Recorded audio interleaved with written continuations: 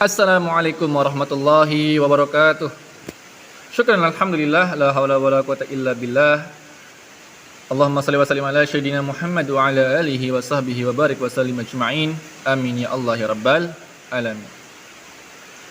Anak-anakku sekalian, kelas 7 yang pada kesempatan kali ini kalian sedang melihat tayangan pembelajaran materi Al-Quran Hadis kelas 7. Alhamdulillah, pada kesempatan kali ini kita akan belajar tentang hukum qalqalah dengan judul bab pembahasan di sini adalah kunikmati Al-Quran dengan tajwid. Di semester 1 juga kita sudah belajar tentang tajwid, tapi dengan pembahasan yang lain. Sekarang kita membahas tajwid juga, tapi dengan judul ataupun dengan isi membahasnya adalah qalqalah. Nanti juga akan dijelaskan oleh kita, akan dibahas sedikit tentang sifat-sifat huruf hijaiyah. Baik anak-anak sekalian, sebelum kita memulai pembelajaran, kita lanjut. Saya punya sebuah foto, bisa dilihat fotonya. Mungkin nanti di Google Form juga ada, silakan kalian isi apa sih maksud dari kedua foto ini menurut kalian, seperti itu. Kita bahas tentang kedua foto di sini. Mungkin terlihat jelas bahwasannya yang satu fotonya ini adalah ada seorang anak yang sedang mengaji. Ya, ini seorang anak yang sedang mengaji. Kemudian ada kumpulan anak ini yang sedang main HP. Ini nggak tahu lagi chattingan, nggak tahu lagi main game, nggak tahu lagi nonton video. Ya, video apa nggak tahu. Ya, mungkin anime, Naruto, apa segala macam lah. Oke anak-anak sekalian, terlihat dari dua gambar ini sangat jelas sekali bahwasanya kita selaku umat muslim wajib ataupun bahkan harus sering untuk membaca Al-Quran.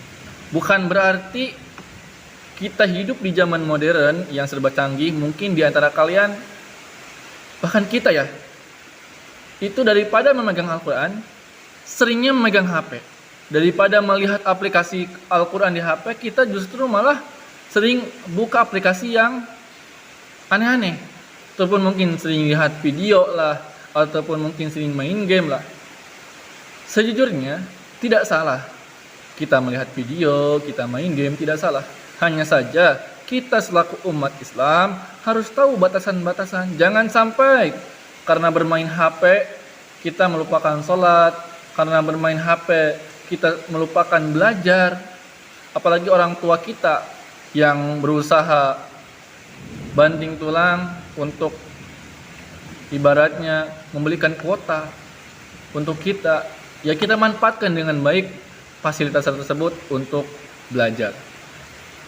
Nah, ada sebuah keistimewaan yang pernah disampaikan oleh baginda Rasulullah SAW tentang orang-orang yang senantiasa membaca Al-Quran di setiap waktunya.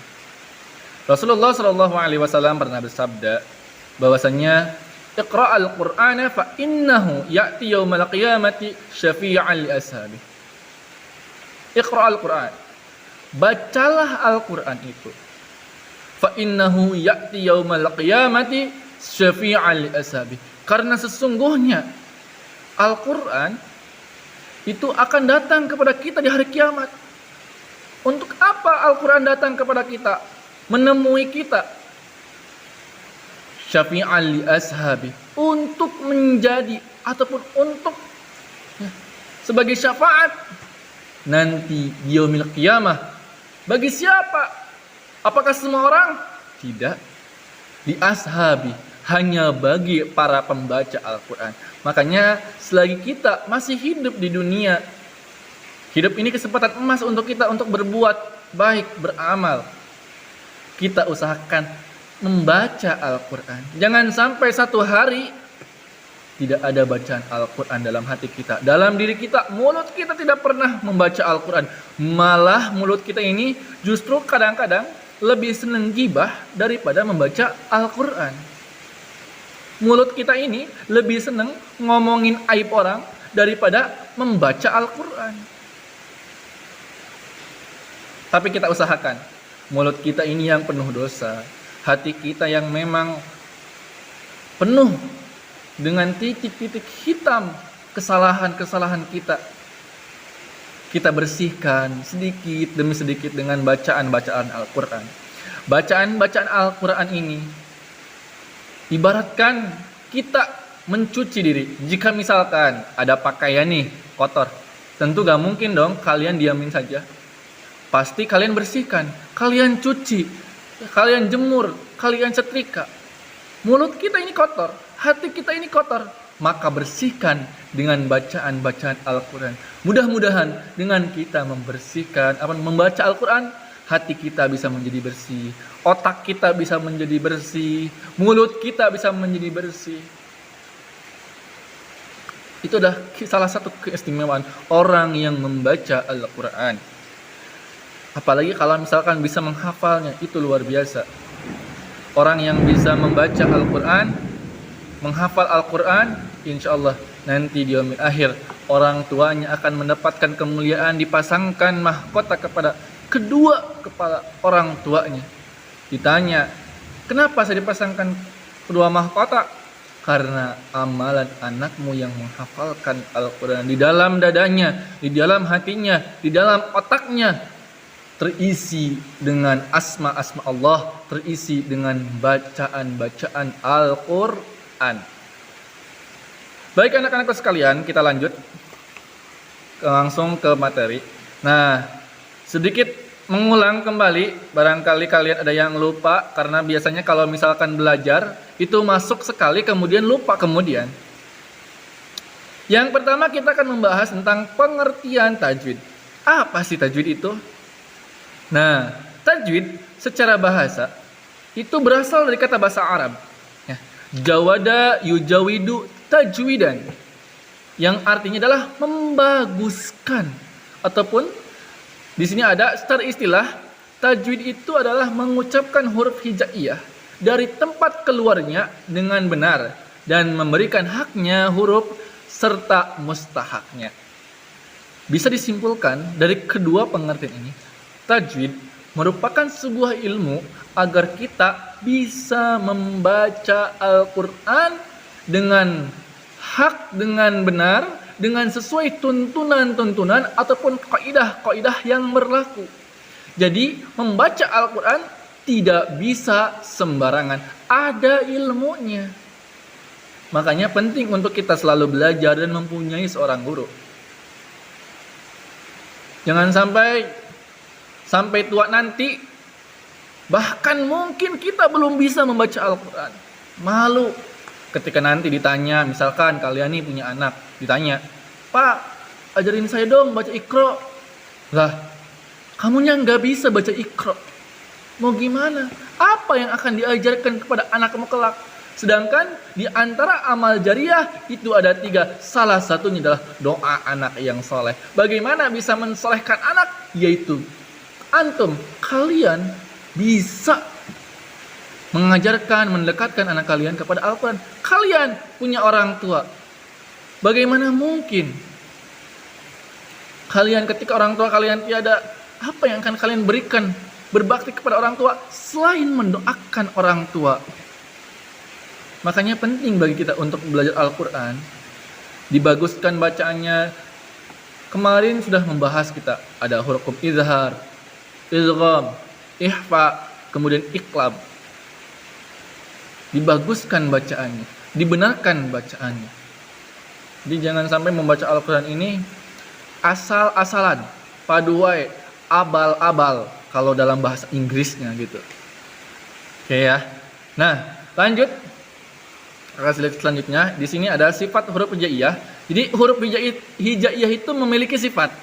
Ada yang sifat-sifatnya huruf ini yang memiliki lawan, ada juga yang tidak memiliki lawan.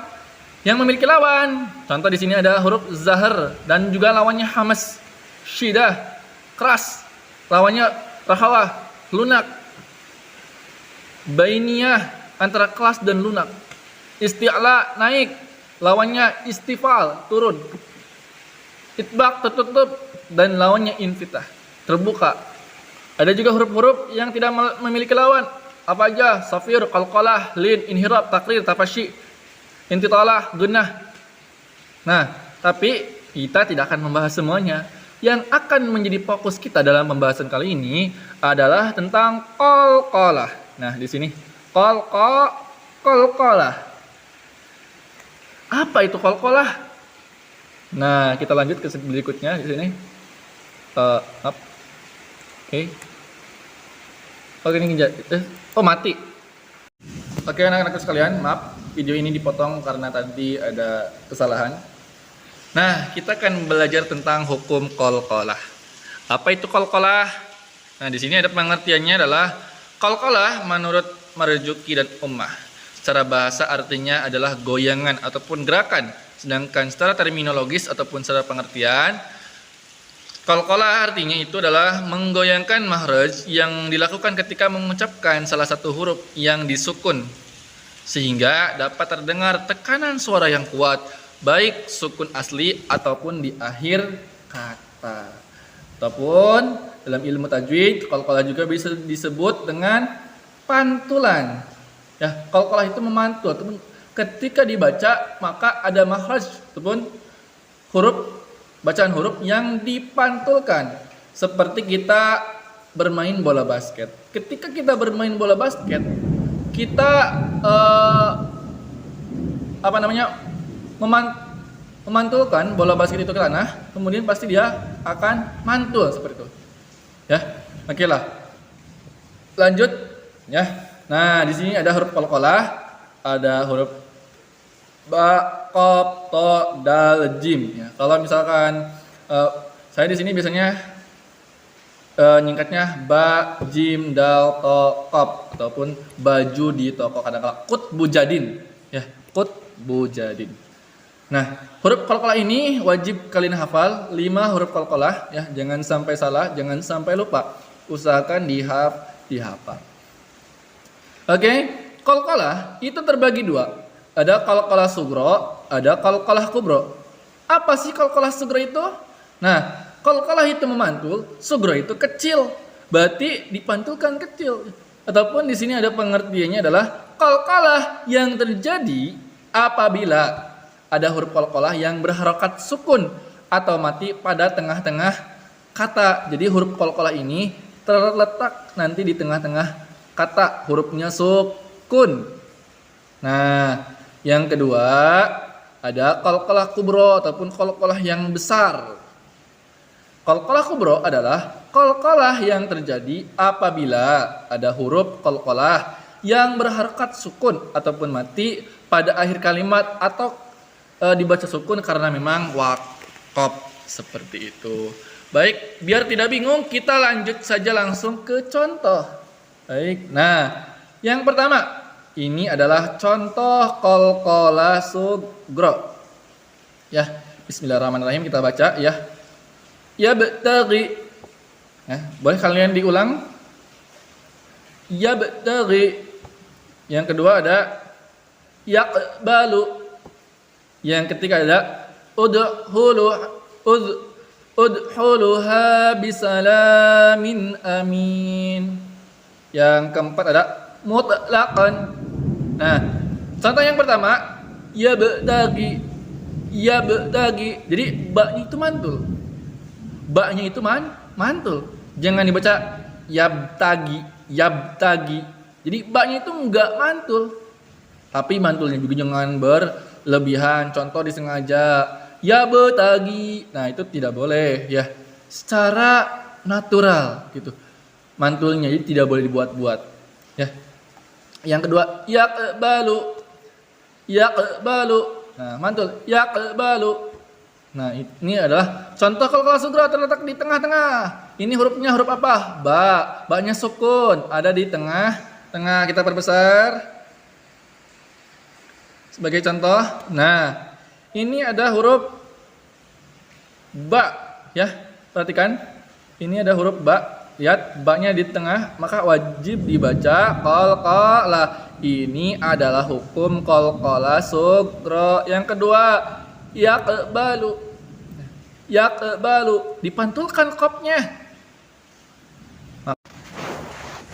Baik anak-anakku sekalian, kita lanjut. Tadi ada sedikit gangguan. Nah, tadi kita mempelajari hukum qalqalah. Contoh dia yabtaghi, yaqbalu, itu huruf ba, huruf qafnya termasuk huruf qalqalah. Kemudian kita dibaca dipantulkan hurufnya, jangan sampai yaqbalu, yabtaghi, jangan sampai seperti itu. Nah, lanjut ada contoh qalqalah kubra. Bagaimana cara membaca qalqalah kubra?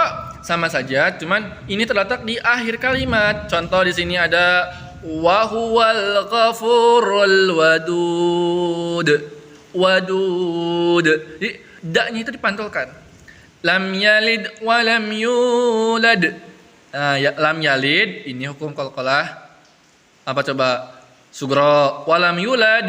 Nah, wa lam yuladnya baru qalqalah kubra. Lanjut. Alladzina taghaw fil bilad. Ya, fil bilad. Da-nya dipantulkan. Qul a'udzu birabbil, ulangi, qul a'udzu birabbil falaq. Ya, huruf qafnya itu dibaca qalqalah. Oke, anak-anakku sekalian, barangkali itu yang dapat saya sampaikan pada kesempatan materi kali ini. Silahkan bagi kalian yang belum mengerti ataupun belum paham, boleh ditanyakan. Nanti di Google Form ada pertanyaan, takutnya ada yang belum paham, dan silahkan diisi soalnya ya. Baik, mungkin itu yang dapat saya sampaikan. Jangan lupa tugas ini dilihat, dikerjakan secara berkelompok. Bantu teman-teman kalian yang tidak mempunyai HP ataupun tidak mempunyai kuota. Untuk kuota mungkin kalian bisa patungan dan segala macam ya. Itu kalau misalkan asaran di Telkomsel itu ada kuota YouTube itu 3.000 ya. 3.000 itu sekitar 500 MB kalau nggak salah, nggak tahu 1 giga, 300.000 itu. Jadi untuk lihat satu video 3.000 itu masih ada lebihan seperti itu. Terima kasih atas perhatiannya. Tetap semangat belajar di masa pandemi kali ini. Semoga kalian semua Allah jadikan anak-anak yang soleh dan cerdas. Ya, ini baterainya juga udah lemah ya. Assalamualaikum warahmatullahi wabarakatuh.